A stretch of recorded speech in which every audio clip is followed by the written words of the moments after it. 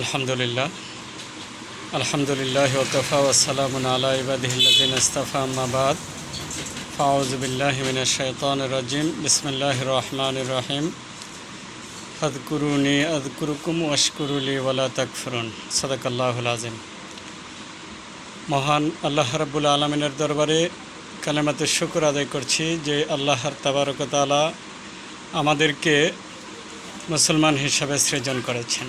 দরুদ ও সালাম মানবতার মুক্তির দূত হযরত আহমদ মুস্তাফা মোহাম্মদ মুস্তাফা সাল্লাল্লাহু আলাইহি ওয়াসাল্লামের উপর, যার আনিত বিধান অনুসরণ এবং অনুকরণ মানব জাতির ইহকালীন ও পরকালীন মুক্তি। সম্মানিত ভিউয়ার্স, আমি আপনাদের সামনে সংক্ষেপে একটি কথা বলার জন্য প্রত্যয় ব্যক্ত করছি। মহান আল্লাহ রাব্বুল আলামিন আমাদেরকে এই কথাটুকুন বলার এবং ভালো কথাটুকুন আমল করার তৌফিক দান করুক। ওমা তৌফিকিল্লাহ। মহান আল্লাহ রাব্বুল আলামিন পবিত্র কোরআনে বলেন, ফাযকুরুনি আযকুরুকুম ওয়াশকুরুলি ওয়া লা তাকফুরুন।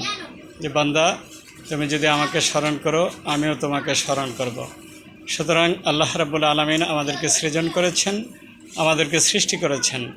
আমরা সবসময় যেন মহান আল্লাহ রাব্বুল আলামিনের কে স্মরণ করি। আমাদের চলনে বলনে কথাবার্তায় কাজ কর্মে সব অবস্থায় যেন মহান আল্লাহ রাব্বুল আলামিনকে আমরা স্মরণে রাখতে পারি।